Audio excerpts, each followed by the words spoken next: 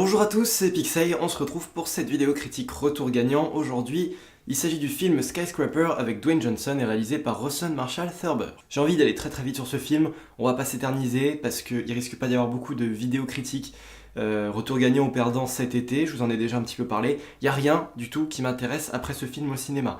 À la rigueur, la seule que je pense vous faire, alors après il y en aura peut-être, je dis pas le contraire, mais vous attendez déjà pas à des films fantastiques, des grosses productions, je vous l'ai déjà dit, et vous attendez pas forcément à beaucoup de critiques, non, ça c'est clair. Il y aura peut-être, comme je le disais, enfin certainement En eau trouble fin août, je pense, ou deuxième moitié d'août en tout cas. C'est le seul qui m'attire un petit peu, c'est tout. Franchement, en dehors de ça, le reste, ça va être pour meubler ou ça va pas être du tout, voilà. Et on peut dire que c'est déjà un petit peu le cas déjà avec Skyscraper, avec ce film, puisque c'est vraiment un film que je suis allé voir comme ça, vraiment par dépit, je le précise, qui ne m'intéressait pas plus que ça. J'y suis vraiment pas allé la fleur au fusil de mon cœur en me disant allez, faisons une critique, analysons le film, est-ce qu'on peut en tirer quelque chose, est-ce que ça vaut le coup? Non, j'y suis vraiment allé un soir parce que j'avais rien d'autre à faire. D'où cette critique qui découle, que je vais essayer de faire très vite. Bah c'est du Dwayne Johnson pur et dur, film action, catastrophe, périlleux, risque, mais c'est tout quoi, il n'y a pas du tout d'aventure, on reste vraiment en surface sans jamais aller au fond de nos personnages, sous un aspect un peu die-hard, un peu piège de cristal, avec voilà une espèce d'attaque terroriste dans un gratte-ciel, on manque totalement le côté enquête, le charisme des méchants aussi, leurs véritables convictions, leurs enjeux et leurs buts sont brouillons, sont bâclés, sont juste placés comme ça au passage entre deux explosions sans jamais vraiment comprendre pourquoi et sans jamais nous l'expliquer jusqu'au bout. On a juste quelques petites raisons à peine qui définissent leurs personnages et leurs actions. Pour ce qui est de Dwayne Johnson, c'est toujours un très bon acteur. Et ses cascades sont vraiment bonnes. Parfois j'ai frissonné un petit peu avec lui, avec un gratte-ciel qui monte à 1 kilomètre de haut et il est parfois suspendu ou qu'il est parfois en train de sauter d'une fenêtre, enfin d'une grue jusqu'à une fenêtre, même si c'est toujours assez improbable et toujours irréaliste, disons les choses comme elles sont, ça fait bien le taf. Là-dessus, je trouve que les cascades sont vraiment très bonnes en termes de décor. Puis Dwayne Johnson, on voit vraiment qu'il les fait lui-même, et elles sont soignées, elles sont toujours très bien. Il y a même une baston en début de film qui ne se passe pas dans le gratte-ciel, mais qui est assez hard, donc on voit que tout ce côté vraiment violent du film, tout ce qui met en action les personnages avec leur corps et quand ils risquent leur vie, j'ai rien à dire là-dessus. C'est certainement ce qu'il y a de mieux fait dans le film. En revanche, on peut noter des grosses facilités scénaristiques, voire des trucs pire qu'incohérents, pire qu'improbables dans le scénario, genre Dwayne Johnson qui doit souvent sauver sa famille, délivrer quelqu'un, aller à la rescousse de telle ou telle personne. Le film se résume à ça, déjà d'une, il n'y a vraiment rien d'autre à suivre, il n'y a pas beaucoup d'enjeux politiques, économiques, il n'y a pas toute cette chose-là, terroriste ou quoi, c'est vraiment, on reste en surface comme je vous l'ai dit, on va jamais chercher les choses. Et donc, Dwayne Johnson doit parfois, par exemple, descendre de, on va dire une cinquantaine d'étages, donc descendre de au moins 100-150 mètres de haut, on va dire, pour aller désactiver une porte à l'autre bout, dont le panneau de contrôle se trouve au cœur d'une éolienne. Une éolienne un peu bizarre, enfin vous savez, des éoliennes pas comme on voit dans les champs par exemple, mais une éolienne plus en longueur, et doit sauter entre les pales de l'éolienne pour désactiver le panneau de contrôle que l'architecte a foutu là. Bien sûr, un panneau de contrôle au cœur d'une éolienne en action, voilà, plutôt que d'aller d'abord désactiver l'éolienne. Bah non, sautons, c'est Dwayne Johnson, voyons, sautons au cœur de l'éolienne pendant qu'elle fonctionne pour aller désactiver le panneau, voilà, enfin il y en a encore beaucoup comme ça dans le film, voilà. Et c'est dommage parce que bah ouais, c'est tout à fait cliché du cinéma d'action américain à la Dwayne Johnson, style San Andreas. Il y en a pas d'autres qui me viennent en tête, mais vous voyez quoi, je pense que vous comprenez. Et c'est ce que je dénonçais il y a encore quelques temps dans je ne sais plus quelle vidéo où je me disais mais c'est quand même dommage que ce cinéma prolifère pas mal, quoi, ce genre de cinéma. Non pas que je lui en veuille, il est plutôt sincère, parce que voilà, jamais il ne va vous trahir, ou jamais il n'a l'intention d'être autre chose. C'est pour ça aussi d'ailleurs que je me suis laissé aller à voir le film. C'est juste dommage qu'on en abuse vraiment beaucoup dans ce genre de film.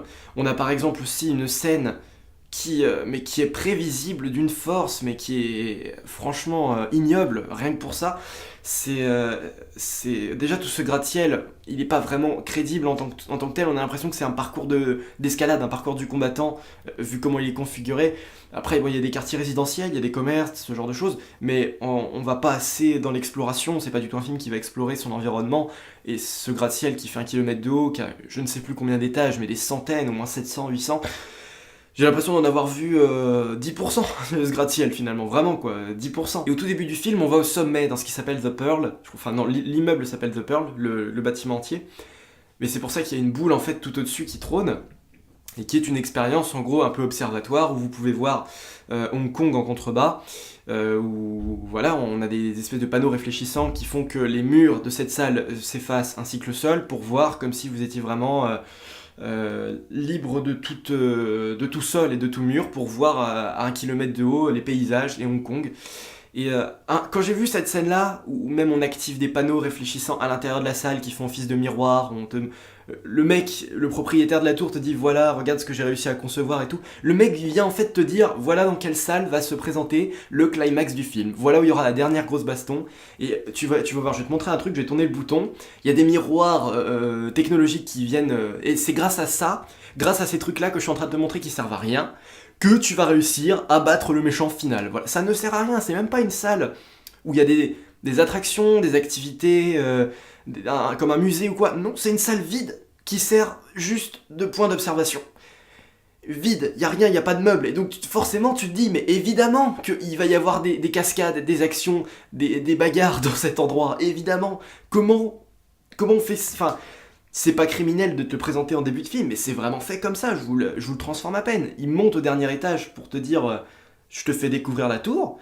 Et cette scène-là, tu te dis non mais rien que de l'extérieur, il va se passer quelque chose d'important dans cette boule, mais rien de plus. Rien de plus, aucune surprise quoi. C'est vraiment Il n'y a pas un truc où je me suis dit ah bah ça je pensais vraiment pas que ça allait arriver, ou je le voyais pas venir comme ça. Tout est vraiment simpliste, vraiment très simpliste. Alors pourquoi c'est retour gagnant, me direz-vous? Parce que là je déboîte pas mal le film quand même. On a toujours un acteur sympa, Dwayne Johnson, et même les autres jouent tous très bien, même que ce soit les gamins. Sa femme qui est jouée par Neve Campbell, que vous pouvez connaître via les films Scary Movie. Oh ce lapsus, via les films Scream, pardon. Franchement, il était pas voulu celui-là. Donc une très bonne actrice, voilà, elle est jolie, elle joue très bien. Et ouais, franchement, tous les acteurs sont plutôt bons. C'est dommage, enfin le méchant peut-être est un peu trop cliché méchant comme je vous l'ai dit, mais ça passe. On a même une introduction de film par rapport à l'introduction, le développement de Dwayne Johnson, comment il en est arrivé là. Et voilà, ça fait le lien aussi avec la fin du film. Ça c'est pas con, j'ai trouvé cette idée par rapport à ce qu'il était avant. Et non, il y a parfois des très bonnes idées, c'est ça qui est dommage quoi. C'est vraiment un film comme Die Hard, c'est la version réussie de Skyscraper, c'est ça qui est dommage. Et c'est dommage de pas plus aller dans le fond des choses, d'en faire quelque chose de plus ambitieux, vu le projet que c'est, parce que c'est quand même assez spectaculaire. Je dirais aussi par exemple pour terminer qu'on voit aussi le côté encore une fois très asiatique du film, puisque ça se passe à Hong Kong. On a une multitude d'acteurs plus ou moins asiatiques, enfin multitude, beaucoup quand même. Bien qu'on ait quand même voilà, le gros du casting qui soit américain et qui soit présenté à l'écran en majorité. Mais voilà, ça se passe quand même à Hong Kong, dans une tour nouvelle génération, c'est très high-tech, c'est très technologique, et puis voilà, l'essentiel se passe là-bas avec des protagonistes extérieurs, on va dire, à la tour, mais qui eux sont chinois, donc on a encore cette idée d'exporter le film avant tout, de le faire passer en Chine, mais je sais pas quoi penser parce que le public chinois, je sais pas comment il réagit face à ça, enfin le public asiatique même en général. Je sais pas comment ils jugent, peut-être, je sais pas s'ils sont plus exigeants ou moins que nous vis-à-vis de ce qu'ils ont, tout ça, mais voilà. Toujours est-il qu'un film comme ça, en Occident, Europe et États-Unis, et voilà, ça passe très moyennement. Moi je le mets en retour gagnant parce que ça fait son taf, mais c'est un one-shot, aussitôt vu, aussitôt oublié et jamais revu, quoi. Voilà, point final. Même si ça se laisse regarder. Si vous en avez pour votre argent niveau cascade, malheureusement le reste est tout à fait à revoir et très sommaire. Mais bon, ça ne fait pas du film quelque chose d'exécrable ou quelque chose de mauvais. Ça sauve les meubles. Voilà. Merci à vous d'avoir suivi cette vidéo. On se retrouve peut-être dans longtemps, dans pas longtemps, enfin en tout cas au mois d'août, ça c'est sûr, mais pour une critique sûre, pas plus, enfin peut-être plus, peut-être pas, j'en sais rien. Voilà. Pour ce qui est du reste, pas de vidéo de bienvenue à bord non plus, puisqu'il y a celle de Floride qui arrive d'ici... bon, je les tourne dans 3 semaines, elles arriveront peut-être dans 1 mois et demi maintenant. Voilà. Donc ce que je vais concentrer avant mon départ là sur la suite du mois d'août, c'est une vidéo actu sur le parc Astérix, je vais vous en parler par rapport à ce qui s'est passé cette année, cet été. Je n'en dis pas plus mais voilà, comme ça vous irez voir la vidéo et vous regarderez de vous-même. Mais voilà, je fais pas souvent de vidéos en dehors des bienvenus à bord au parc Astérix, donc je vais vous parler du parc gaulois. Par rapport à mon expérience de cet été, par rapport à une nouvelle chose que vous êtes peut-être au courant ou pas. Voilà ce qui se profile, c'est tout. Après pour le reste, voilà, pas grand chose d'autre à annoncer en soi. Voilà, donc on se retrouve bientôt pour pas grand chose, mais on se retrouve quand même durant le mois d'août. Donc voilà, j'espère que vous serez au rendez-vous. Je vous laisse ici, merci à vous, à la prochaine, salut à tous et bye.